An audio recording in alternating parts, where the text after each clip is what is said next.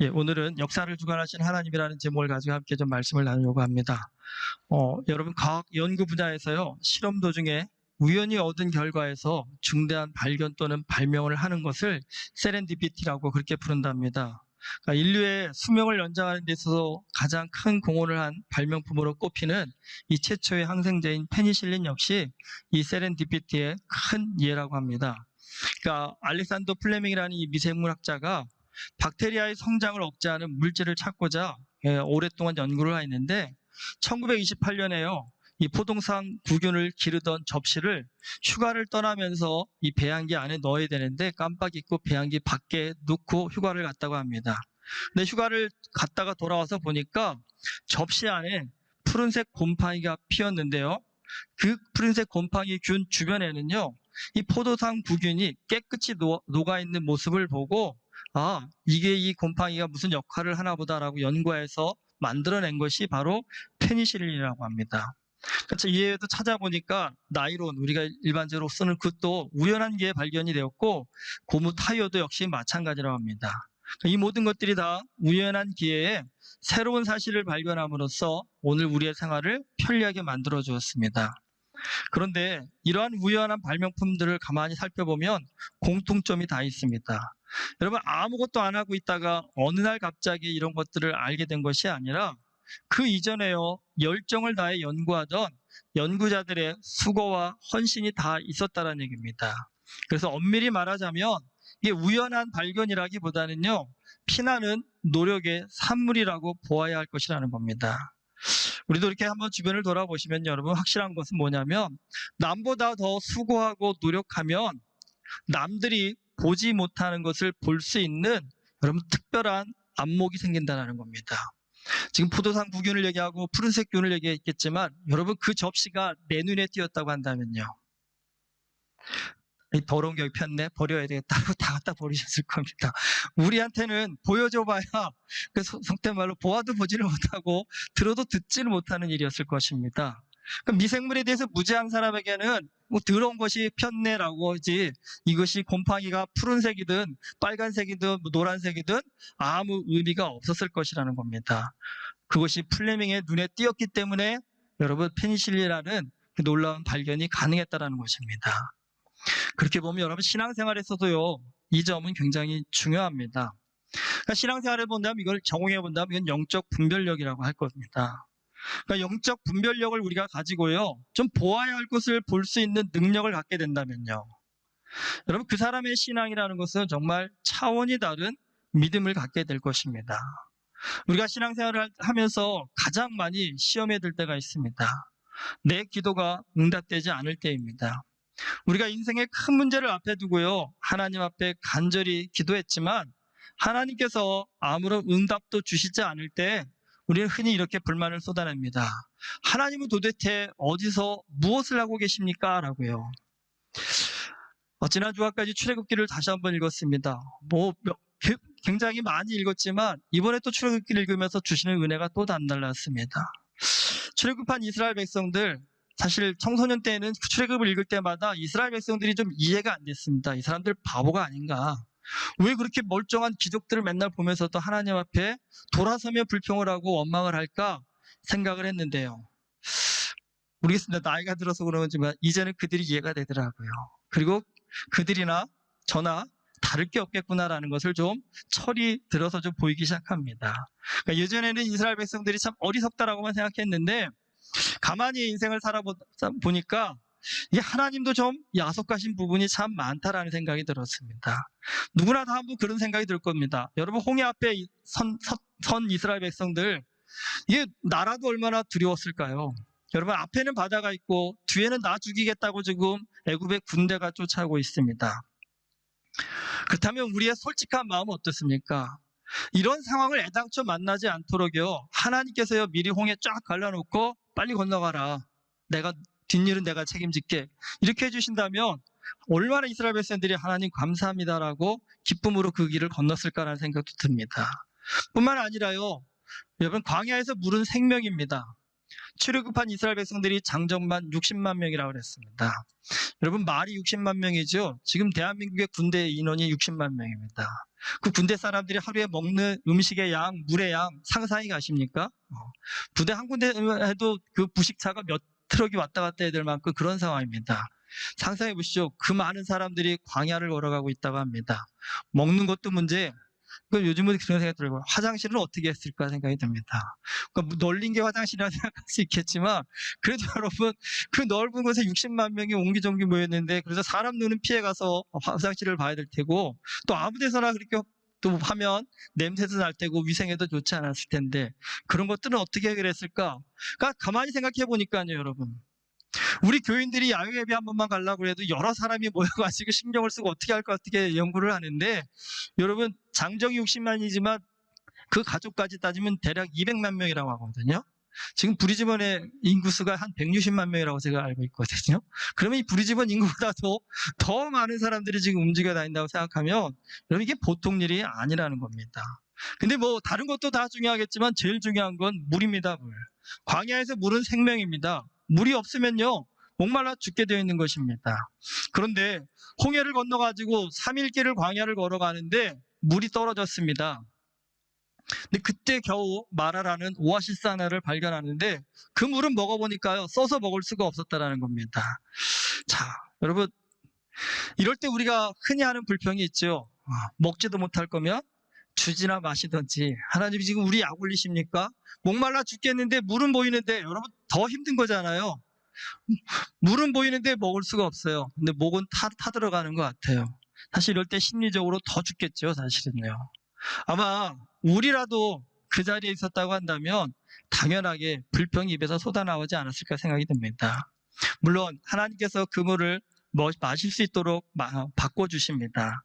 그런데 또 그 물 먹으면서도 또 한편 그런 생각이 들겠죠. 하나님 이렇게 주실 거면요.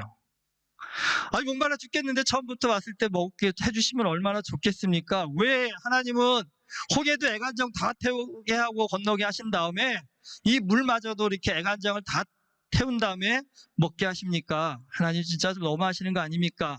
라는 그런 좀 생각들, 그런 불평들이 우리 누구에게나 나올 수 있을 겁니다. 사실 여러분 우리의 인생이 괴로울 때 하나님께서 침묵하시면요 하나님의 그 침묵은 우리의 신앙을 뿌리째 흔들리게 하는 사실 큰 시험입니다. 그런데 성경을 보면요 하나님의 침묵은요 사실 깊은 뜻이 있습니다. 근데 여러분 그 깊은 뜻은 누가 알 수 있을까요? 여러분 하나님의 깊은 뜻은요 깊은 기도를 해야만 볼 수가 있습니다. 우리 인생도 한번 주변 사람들을 보십시오. 여러분 어려움 없이 편하게 살면 좋겠다 생각하시지만 여러분 진짜 인생에 큰 고난 겪지 않고 편하게 산 사람 한번 대화 나눠보시면 그런 사람 중에 속이 깊은 사람 별로 없습니다. 상대를 이해하고 배려하는 그런 마음들 별로 없고 뭐든지 다 자기 중심입니다. 근데 여러분 어떤 사람이 속이 깊습니까? 큰 고난의 때를 묵묵히 이겨낸 사람, 큰 고난을 극복해낸 사람은요 속이 깊습니다. 그러니까 그런 사람들은 어떤 상황에서도 쉽게 흔들리지 않습니다. 그리고 자신보다는 상대를 먼저 배려해서 말 한마디를 해도 상대를 위로하고 격려하는 능력 있는 말을 하게 된다는 겁니다. 그렇다 한다면 여러분 하나님께서 우리를 골탕 먹이려고 힘들게 하려고 일부러 홍해 늦게 갈라놓으시고 물을 갖다 늦게 바꿔놓으시는 건 아니겠지요. 거기 하나님의 그러한 뜻에는요 뭔가 깊은 뜻이 있는데 그 깊은 뜻이 무엇인지 아시겠지요. 하나님께서는 그 모든 것들을 거저 얻는 것기를 원하시지 않았다는 겁니다. 우리가 깊은 기도를 해서 그 기도 가운데 하나님께서 왜 이렇게 순차적으로 일들을 벌여가신지를 깨닫기를 원하셨고 그 깨달음을 통해서요 좀 깊은 진리의 세계가 어떤 것인지를 알기를 원하셨다는 것입니다. 에스더와 수산에 사는 모든 유다인들이 3일 동안 금식하며 기도했다고 했습니다. 그렇다면 여러분 우리 생각으로는요 이 절대절명의 위기 속에서 모든 유다 백성들이 특히 에스더가 금식하며 기도한다면 우리의 바람은요 하나님께서 그 기도하는 가운데 좀 계시나 환상을 보여주셔가지고요 뭐 그 어려우면 에스더 꿈에라도 나타나셔서 하나님께서 에스더야 걱정 많지? 걱정하지 마. 근데 내가 다 해결해 줄 거야. 나만 믿고 따라와라. 이런 식으로 위로와 격려의 말씀 한마디만 해주셨다고 돼요. 에스더의 마음 가운데 얼마나 큰 위로가 되었을까요? 용기가 되었을까요? 근데 에스더서 어디를 뒤져봐도 그런 말씀이 없습니다. 그리고 여러분 에스더서 한번 읽으시면서 좀 한 가지 특징을 발견하신 거 있으십니까? 에스더서에는요, 여호와라는 말이요, 하나님이라는 단어가요, 한 번도 안 나옵니다. 그 사실은 에스더서를 정경으로 만들고자 할 때 이게 진짜 정경으로 들어갈 수 있느냐, 그것 때문에 논란이 있었다고 합니다. 성경이라는 것이 꼭 이렇게 들어야 알게 되더라고요. 저도 그 사실을 전혀 몰랐었습니다. 근데 그 얘기 듣고 읽어보니까 진짜 없습니다, 사실은요. 그럼 왜 하나님은 한 번도 자신의 이름을 드러내지 않으면서도 에스더서의 그 일들을 만들어 가셨을까요? 여러분, 거기에도 또 하나님의 깊은 뜻이 있겠죠. 예. 그 뜻이 무엇인지를 한번 좀 깊이 좀 묵상해 보십시오. 어쨌든 에스더는 지금 절박하게 하나님의 음성 한번 들어보고 싶었을 겁니다.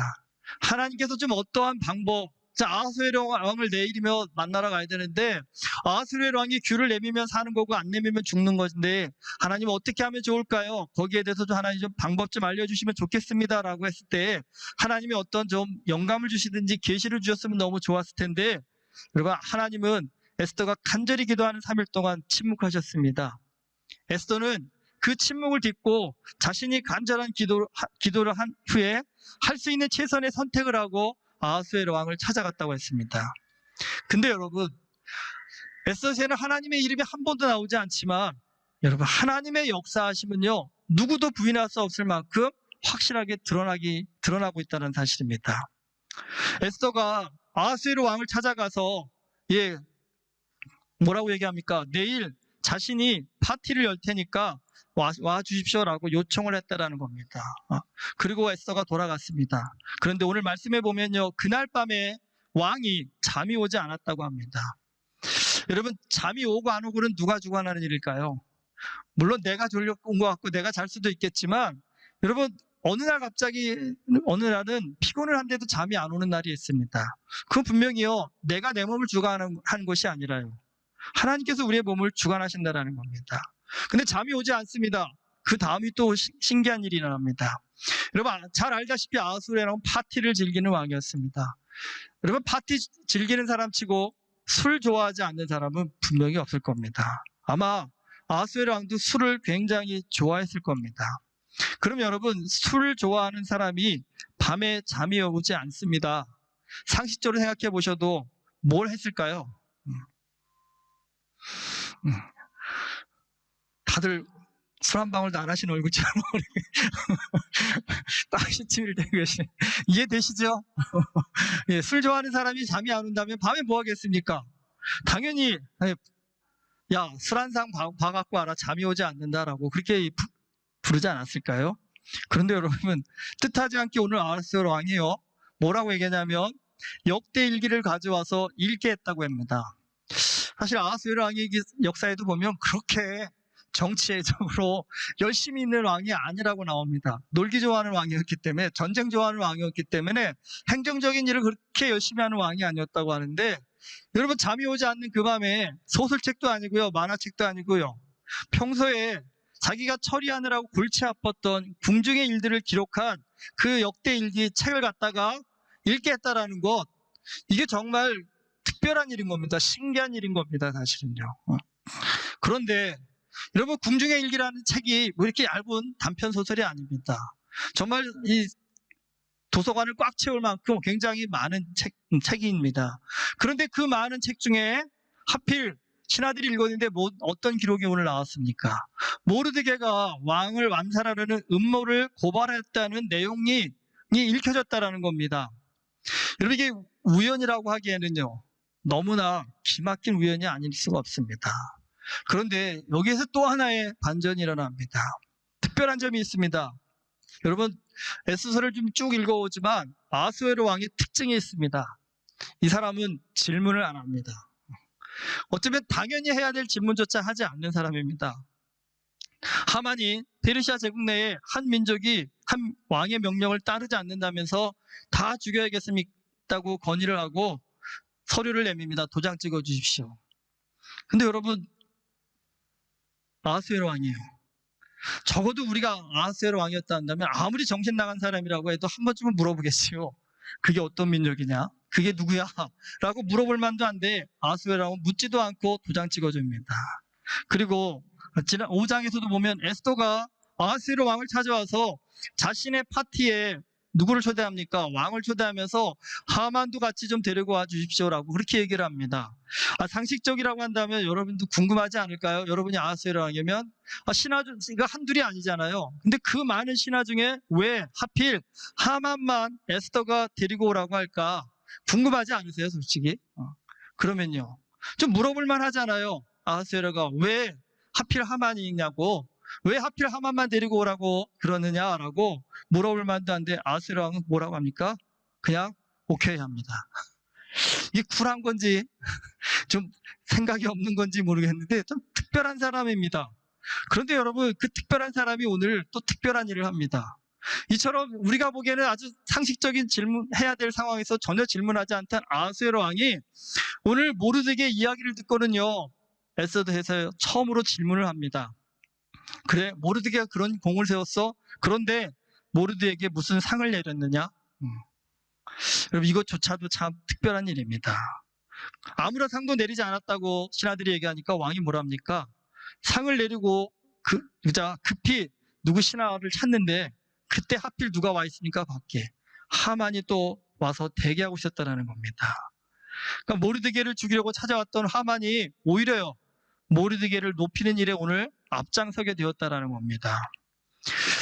여러분, 6장의 내용을 가만히 살펴보십시오. 그러니까 처음부터 우연의 연속입니다. 우연인데 그 우연들이요, 절박한 처지로 내몰리고 있던 에스더와 유다 민족의 상황을 반전시키는 굉장히 큰 놀라운 우연이 되었다는 사실입니다. 근데 여러분, 우연도 한 번이면 그럴 수 있다 하지만 이처럼 짜 맞춘 듯한 우연의 연속이라는 것이 과연 누군가의 조종이 없이 가능한 일이라고 상상이 되십니까? 하나님의 보이지 않는 역사가 일어나기 시작했다는 겁니다. 여러분, 믿지 않는 사람들에게 기독교인들을 하는 것 중에 제일 답답한 것 중에 하나 고르시라면 1순위로 꼽히는 것이 바로 기도입니다. 그들은 흔히 기도한다고 하면 이렇게 얘기합니다. 야, 기도한다고 무엇이 바뀌냐라고 조롱하기도 합니다. 그러나 여러분, 우리의 인생을 좀 조금만 깊이 들여다보면 사실 우리가 알게 되는 것들이 있습니다. 세상에 그 어떤 일도요, 여러분, 사람의 노력만으로 되는 것은 아무것도 없다는 사실입니다. 그런 말이 있죠. 천재는 99%의 노력과 1%의 행운으로 만들어진다. 여러분, 그 천재도요, 그 뛰어난 머리를 갖고 많은 일을 할 수 있지만 그 천재도 자신의 노력만으로, 자신의 지식만으로 인생의 모든 것을 이뤄갈 수 없답니다. 단 1%의 행운이라도 천재에게도 있어야 된다는 겁니다. 그런데 여러분, 노력이라는 것은 우리가 마음먹어서 어찌어찌 해볼 수는 있습니다. 하지만 행운이라는 것은요, 우리가 어찌할 수 없는 영역이라는 사실입니다.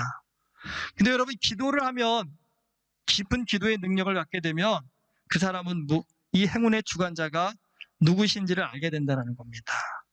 그래서 여러분, 진정으로 기도하는 사람은요, 최선을 다해 노력하면서도 결과에 너무 연연해하지 않습니다. 결국 결과는요, 하나님께서 하시는 것이기 때문입니다. 하나님께서 이루시는 것이기 때문입니다. 여러분, 이러한 기도의 능력을 체험하고 믿음으로 살게 되면, 그래서 우리가 깨닫는 진리가 있습니다. 무엇이냐면요, 사람이 하면 어렵지만요, 하나님이 하시면 쉽습니다. 여러분, 우리가 갖고 있는 인생의 고민들을 한번 잘 살펴보십시오. 다 내 힘으로 안 되는 것들 뿐입니다. 여러분, 어른들이 다 얘기하시잖아요. 내 속으로 난 자식인데도요, 내 마음으로 안 된답니다. 자식만 그러세요? 남편은 내 마음대로 되세요? 여러분, 아내는 또 내 마음대로 되세요? 목사도 마찬가지예요. 여러분, 교인들이 내 마음대로 제 마음대로 될까요? 여러분도 마찬가지죠. 목사가 여러분 마음대로 움직여질까요? 세상 한번 돌아보시면요, 내 마음대로 되는 게 아무것도 없습니다. 우리 저 꼬맹이 소은이 하준이도 내 마음대로 안 됩니다. 이런 노아도 제 마음대로 안 되고 인사하라 해도 안 하더라고요. 붙잡아놓고 저거 어떻게 제 마음대로 되겠습니까? 고개 숙이라고 허리를 부러뜨릴 수도 없는 일이고요. 하나님이 하셔야 되는 겁니다, 여러분. 하나님이 그 영혼을 만져주시고 이끌어 주셔야 된다는 것입니다. 여러분, 에스더의 기도는요, 바로 아수르 왕의 마음을 사로잡을 수 있는 방법에 대한 영감을 주었습니다. 그런데 무엇보다 더 중요한 것이 있습니다. 하나님의 역사를 만들어내는 시작이 되었다는 사실입니다. 그럼 여러분 잘 생각해 보십시오. 기도에 하나님이 역사하실까요? 정답은 그렇지 않습니다, 여러분. 우리가 기도하듯 기도하지 않든 하나님은 분명하게 역사하십니다. 그럼 우리가 따질 수도 있겠죠. 그럼 기도 하나 안 하나 하나님이 역사하신다 한다면 그럼 우리가 뭐 기도 하나 안 하나 똑같은 거 아닙니까? 여러분, 그렇지 않습니다. 아까도 말씀드렸지만 플레밍이 열심히 연구하는 미생물 학자였기 때문에 여러분, 푸른색 곰팡이의 특별함을 볼 수 있는 눈이 열려졌던 것처럼 여러분, 기도하는 사람만이 갖는 특별한 능력이 있습니다. 그것이 뭘까요? 하나님의 역사하심을 볼 수 있는 영적인 안목을 갖게 된다는 겁니다. 여러분, 기도하지 않으면요, 그 사람은 인생 모든 것이 다 운이고 재수고 행운이라고 생각합니다. 왜 이렇게 인생 재수가 없어, 인생에 운이 없어? 라며 불평하고 원망하게 된다는 것입니다. 하지만 여러분, 기도의 사람은요, 내 뜻대로 되지 않아도, 내 맘대로 되지 않아도 그 속에 담겨져 있는 하나님의 깊은 뜻을 볼 수 있고요, 하나님께서 지금 보이시지 않지만 지금 이 순간에도 내 삶을 주장하시고 주관하시고 인도하고 계신다라는 이 사실을 볼 수 있는 영의 눈이 열려진다는 겁니다. 여러분, 인생 운이 없다라고 불평하기만 사는 사람과 내 뜻대로 되지 않아도 하나님께서 지금 나와 함께하고 계시다라고 믿고 따라가는 사람, 여러분, 시작은 비슷할지 모르겠지만 시간이 지날수록요, 그 두 인생은요, 엄청난 차이를 가질 수밖에 없습니다. 여러분, 기도해야 하나님의 역사가 보입니다. 기도해야 하나님의 사랑이 느껴지고요, 기도해야 하나님의 은혜를 경험할 수 있다는 사실입니다. 그것이 왜 중요할까요? 여러분, 사랑받음을 느끼는 사람, 은혜받음을 느끼는 사람, 하나님이 나와 함께하고 계시다라는 그것을 아는 사람은요, 포기하지 않는다라는 겁니다. 혼자밖에 없다라는 사람, 나는 이제 끝났다라고 생각하는 사람, 내 인생에는 이제 운이 다 했다라고 생각하는 사람은 그 자리에서 당장 포기해버리겠지만, 하나님이 함께 하신다라는 절대적 믿음을 갖고 있는 사람은 끝까지 포기하지 않습니다. 그래서 예수님은 마태복음 24장 13절에서요, 말세예요, 누가 구원을 받는다라고요? 끝까지 견디는 자가 구원을 얻으리라고 그렇게 말씀하셨습니다. 누가 끝까지 견딜 수 있는 자가 될 수 있다라고요? 여러분, 기도하는 자입니다. 기도를 통해서 하나님의 소망을 바라보고 능력을 바라보는 자, 여러분, 그 사람이 끝까지 견딜 수 있는 자가 된다는 겁니다. 여러분, 에스더의 기도에 하나님은 무엇을 주셨을까요? 소망을 주셨습니다. 소망이 생기니까 어떤 용기가 생기기 시작합니다. 죽으면 죽으리라는 각오를 가지고 담대히 나아갈 수 있는 그런 용기가 생겼다는 겁니다. 에스더 6장 오늘 살펴봤지만 우연의 연속입니다. 하지만 여러분, 깊은 영적인 눈을 갖고 바라보면 그것은 결코 우연이 아니었다는 사실들을 우리는 알게 됩니다. 에스더와 유다 민족의 간절한 기도에 대한 하나님의 역사하심이 에스더서 6장의 우연의 역사를 만들어냈습니다. 여러분, 우리 누구라도 한 명 빠짐없이 하나님의 역사하심과 도우심이 있어야 우리 모두 세상에서 성공도 할 수 있고 행복할 수도 있습니다.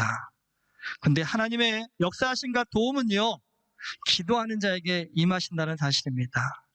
이 기도는 우리의 영의 눈을 열어서요, 하나님의 일하심을 보게 하는 놀라운 능력을 줍니다. 여러분, 하나님의 일하심을 본 사람, 하나님의 역사하심을 느끼는 사람은요, 어떤 어려움 속에서도요, 소망을 잃지 않는 담대한 믿음의 사람이 된다는 겁니다.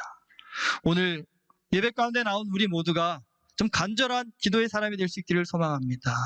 우리의 인생, 내 인생은 왜 이렇게 꼬였어, 어려웠어 라고 생각하시는 것이 아니라 지금 이 순간에도 내 삶 가운데 함께 하시고 역사하시는 그 하나님의 세밀한 손길을 바라보고 느껴보고 깨달아 볼 수 있는 그런 영적인 눈이 열릴 때까지 하나님 앞에 엎드려 간절히 기도할 수 있는 에스더와 같은 그런 믿음의 사람이 될 수 있기를 주님의 이름으로 축복합니다.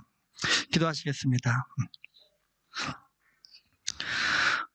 하나님 아버지, 우리의 인생을 깊이 돌아볼 때 그 어느 것 하나에도 하나님의 손길이 비춰지지 않은 것이 없음을 고백합니다. 그러나 주님, 세상 가운데 살면서 믿음을 잃어버리고 소망을 잃어버리고 그 은혜를 잃어버리고 살 때가 참 많음을 고백합니다.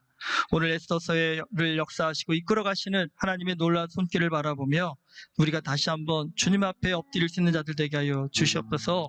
에스더와 같이 간절한 기도를 통해서 하나님이 계시로 환상으로 보여주시지 않아도 지금 나와 함께 하시고 우리 민족을 지키시고 보호하신다라는 절대적 믿음을 가지고 담대히 나아갔던 그 용기, 오늘 우리에게도 허락하여 주시옵시사. 우리의 삶 가운데도 그런 담대한 기도의 능력을 허락하여 주시옵시사. 보이지 않는 하나님의 역사하심을 하나님 깨달아 알 수 있는 우리 모두 되어줄 수 있도록 영의 눈을 열어 주시옵소서. 예수 그리스도의 이름으로 기도드립니다. 아멘.